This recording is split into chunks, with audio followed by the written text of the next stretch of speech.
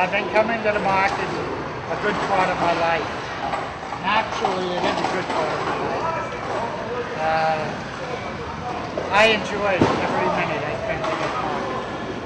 I have many, many friends here. I started back, first time I was in the market, I was 16 years old. I bought into the seafood business 42 years ago. Since then I've been coming down several days a week. So it gets to a point where you miss them. All these people, I know their fathers. Most of them have passed away.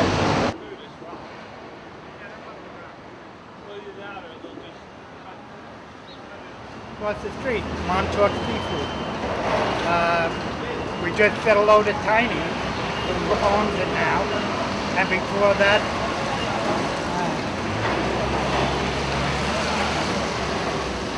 Johnny. Before that it was Johnny, and he thought maybe before that it was his father, right? So that's how long I'm here, right? Now, Greater New York. There isn't too much I can say about that except Tony Rider was a very close friend of mine. Just around the corner from here is where the boats used to pull up. I used to watch them unload. That's unheard of now, fishing boats delivering their catch right into Fulton Market. Now it's all trucked in. As you can see, there's millions of trucks down here. Thousands of trucks anyway. I've been out of here for 5 years, and nothing much has changed. Got the same young lady at the coffee machine. Also talk about now the fish coming from all over the world, whether, you know, when you first started, you probably had mostly the fishing boats coming in. Right. And it was all local, local fish. Now you're getting, stuff from... Now we're getting the stuff from all over the world, where when I first came down here, it was all Long Island fish, for the most part. Some stuff was trucked up from Florida. The fresh shrimp were trucked up. And red snapper. Today, now you got Chilean sea bass.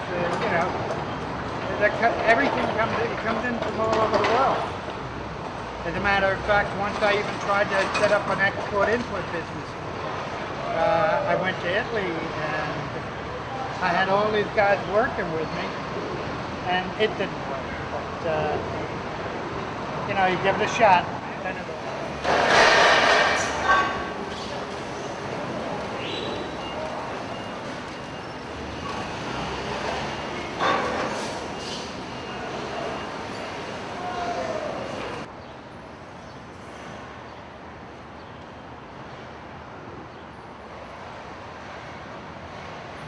The original recycling, right? The wooden boxes the fish used to come in years ago, we used to save them. And whenever I came to the market, I'd bring the weeks before boxes back and sell them in the building right over here, which is this is the new building. The one that was there before was a loft. I used to pull up with the truck, they would unload the boxes, and they would pay me. I can't remember how much it was. I think it was 10 cents a box. And they would always examine the boxes to make sure they were in good shape. Many years have gone by. That's it.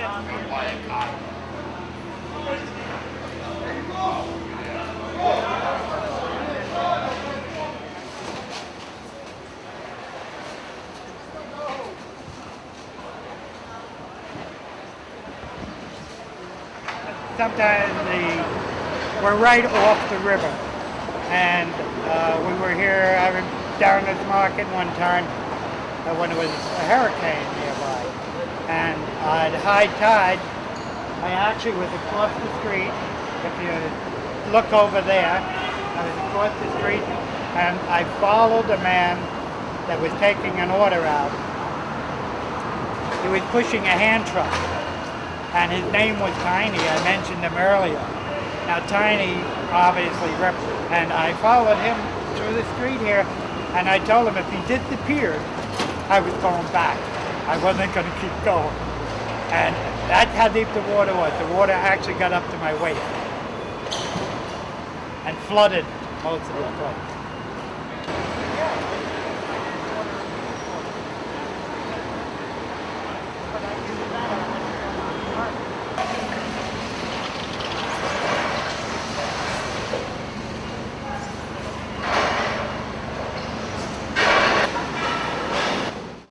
I mentioned before that there was a young lady serving coffee. The first 25, 30 years of being down here, I never saw a woman. Today, they all have bookkeepers, right? So, and it's a completely different life. They probably have women selling now, although I haven't met any. Yeah, for a long time.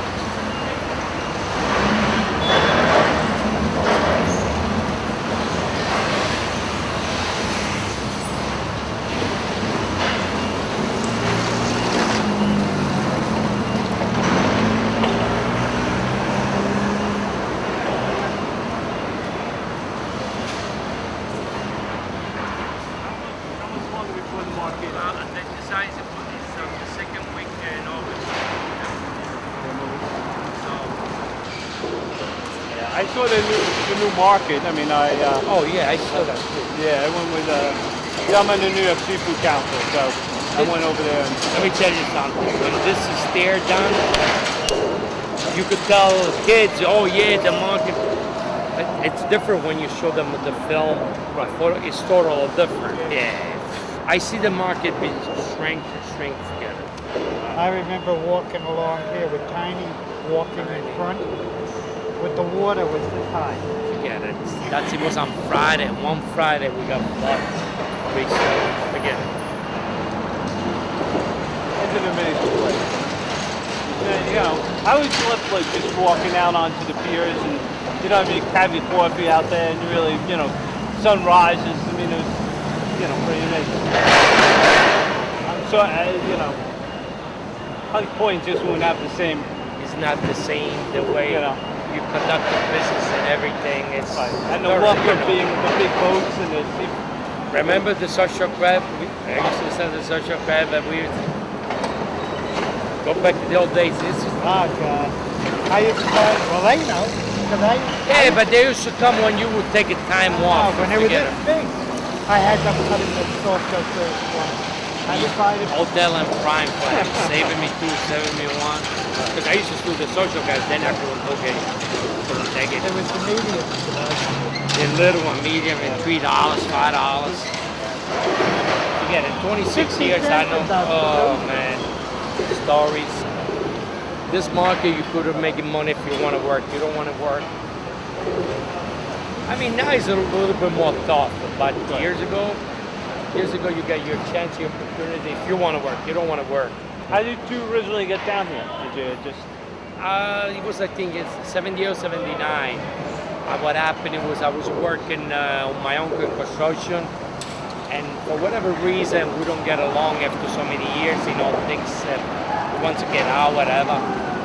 And I started coming down. And I knew somebody, and I said I want to work 2 days a week. And I started working for Wallace King 80. Okay. 2 days a week. Then after the first week, Eddie said to me, no, I want you every day. So I said, no, 3 days, no, every day. So I started work with that. Then Mike said, why don't you come work with us every day? I said, all right. I'm on Calabella 25 years. And that's it. And I'm stuck with that. I got to get a juice. All right, guys, that's it. As you can see behind me, we have an old boat. But some years ago, I had an order to be delivered to Mr. Levitt of Levittown, to his boat. And it was parked right here. So that's quite a few years ago. But I would come down to the market and buy everything I needed for him for his trip to Europe. And and his trip through the Mediterranean. Anyway, what I did was I bought all the stuff in the market, but I was a little nervous about people seeing me put it on the boat. So I brought it back to my shop in Locust Valley, and then came back here later on in a station wagon loaded with everything he had ordered. The reason I was nervous was that the bill was about $5,000 worth of seafood that I put on the boat. But I also brought my wife down because I wanted her to see the boat. Big, beautiful boat. Well, I met the butler at the boat. He knew I was coming, and we met at the boat.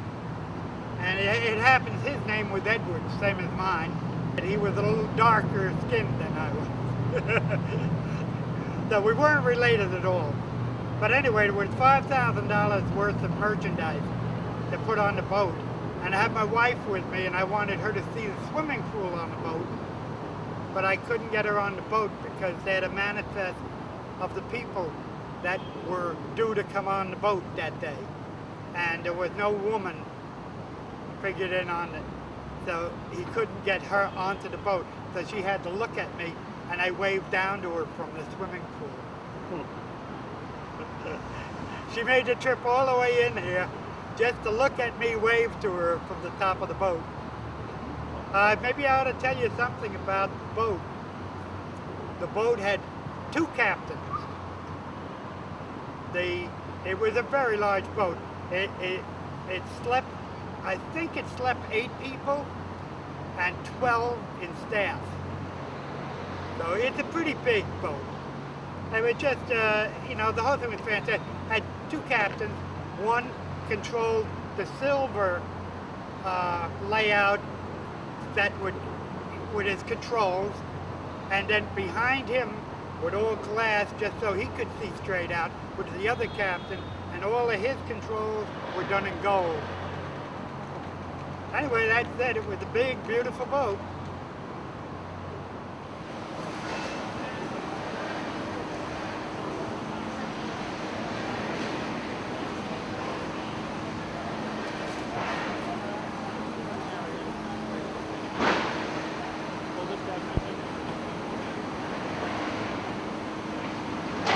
A state judge said today the city should be concerned about the mob returning to rule at the Fulton Fish Market, and she wants to stop the city from letting fish sellers unload their own seafood. Why is this a problem? Well, here's some history. I came down here for, I don't know, since the first time he took me down here, I was probably 5 years old. And then I came down and did this for 13 years straight, coming down to the market with him and without him, and it's just you miss it, you miss it, you miss the people, you miss all the connections that you had down there. Everything was working fine here for the last 150 years. I've been here 35 years. This is my neighborhood. But Mike from Monty Seafood is about to get a forced change of scenery from the bustling business arena under the FDR Drive. The city itching to push the Fulton Fish Market to its brand new $85 million fully enclosed and refrigerated facility in Hunts Point. I was just saying that right after September 11th, we went into the Fulton Fish Market, and we came down here, because this is where it all happened, and we needed to buy fish for the market, for our account. So we came down here, and when we tried to get down here, we went through. Police would stop us and look in the truck. Well, actually, they never did look in the truck, right? Oh, no, they did. They did. So they looked in the truck, and when we finally got down here, and we told them we were going to the market was not here. It had been moved over to Hunts Point, but we didn't realize it. They didn't. Actually, they started setting it up at Hunts Point because they were closing this area off. Right. So we drove from here down to Hunts Point, and that was like a little bit of a mess down there. Because all they did was make makeshift setups and just, they just had the fish everywhere. So it was really, always a... This is a lot more organized, although it doesn't appear that way. Right. You know, so it was a pretty interesting time to see that, see the market, and see how it's how they handle it there. Now, I've seen the new Fulton, the new market that is going into Hunts Point, and it's beautiful. It's all refrigerated. It's a completely different animal than what this is, and especially what it was back then. All the fish, from the point of delivery all the way through delivery to the consumer, will be preserved at the proper temperature. But fish sellers won't slap their fillets down in the Bronx until they get a guarantee they can take over the seafood unloading jobs that were assigned to one exclusive company 10 years ago. Why would we want to turn the clock back? Meet lawyer Randy Mastro, who reminds us his life was threatened when he battled organized crime in the fish market during Mayor Giuliani's administration. About 10 years ago, we started getting a few police down here watching over everything, particularly after 7/11. And I was afraid that they wouldn't be able to watch my vehicle the way other people do. The police have to see something happen. The people who are watching my vehicle, other than that, where you paid, I parked at a hydrant for 5 years. Nobody would touch anything because they knew it would be very bad for them. In 1995, the city kicked out 6 unloading companies it labeled mob-connected, using a then-new Local Law 50. Always gets distorted in the media. Since then, the so-called boss of the market, Genevieve's crime family captain Ross Ganji, has gone to federal prison on various charges. Now the Bloomberg administration has given a new co-op of 38 fish wholesalers a license to unload themselves. That local law was passed to prevent corruption. So what the city is doing is illegal and boggles the mind. You could call 75-year-old Herbie Slavin the king of the market. We serviced the White House, Secretary of Defense, Secretary of Navy. 10 years ago, Slavin wouldn't talk to us when we did our first story here. I'm not in for an interview. You shooed me away. Now Slavin is responding to Mastro's claim the mob will muscle its way back in if fish sellers take over the unloading process. It's a falsehood. The new market will be beneficial to every citizen of the city of New York. By us unloading ourselves, we will bring the price of fish down. What's it been like for the last 10 years? Murder. Herbie Slavin, who has a federal felony conviction record for extortion, he has a monitor overseeing his business right now because of business integrity questions. He's trashed our clients unfairly, and they're absolutely clean. Former Judge Leslie Crocker-Snyder, who lost her bid to unseat Manhattan District Attorney Robert Morgenthau, is now representing the fish sellers. As a judge, she presided over a massive case that pushed organized crime out of the private garbage hauling business. I, of all people, would not want the mob to come back into any of these situations. Personally, I do not think there's any comparison to where we are today versus where we were 10 years ago. You think the mob influence is largely gone? I think it's entirely gone. That influence dated back to the 1920s when Joseph Sox Lanza formed the United Seafood Workers Union, collecting $10 from every boat that came into harbor, more than $20 million a year. By 1995, a federal monitor concluded the 6 unloading companies ran an illegal cartel that carved up truck deliveries by region, extorting money so the fish wouldn't sit and rot on the 18-wheeler. B&G Lobster and Shrimp Corporation. They, one of the guys from the DEC come down here and went into their cooler. And they just weren't happy with people inspecting their things. So when he went in the cooler, they put a lock on it. Right?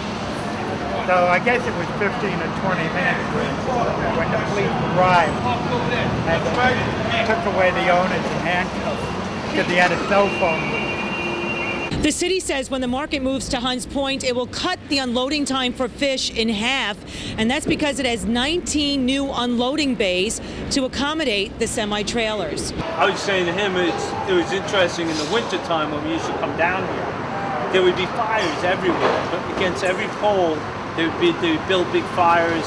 I mean, these poles actually support the highway above us, you know? Right, and some of them are a little bit charred up. I'm sure they're very charred up. So it was interesting, but it was always, whenever it got cool, the fires always broke out right away. being right off the river, you get a nice cool breeze here in the winter when the temperature gets down to 10 or 10 below even. It's a freezing place, so you go from one fire to the next. When you come home, your clothes smell not only fish, but the fire. Yeah, you actually smell a little bit better in that. You know, so. And now the unloaders earning $12 an hour at Laro, who haul fish in below zero weather, hail and rain, may be looking for new jobs. I gotta support my family. You have children? Yes, I do. How many? I have 4. Yeah, one of the things about missing the people is they've been coming down here so long that I know the father would have served me and the father before him would have served me. But some of them, there's so many, I don't know, maybe they don't live long enough. They work hard. These are hard-working people, and they're good people. I know there's questions about whether they're good or not. Bud Hector's job security looks a little better tonight because the judge has ruled the city's unloading license for the fish sellers is not valid. The sellers vow to appeal, saying they can't afford to pay $2 million a year to the unloading company. To see this report again, log on to our website at WB11.com/factfinders.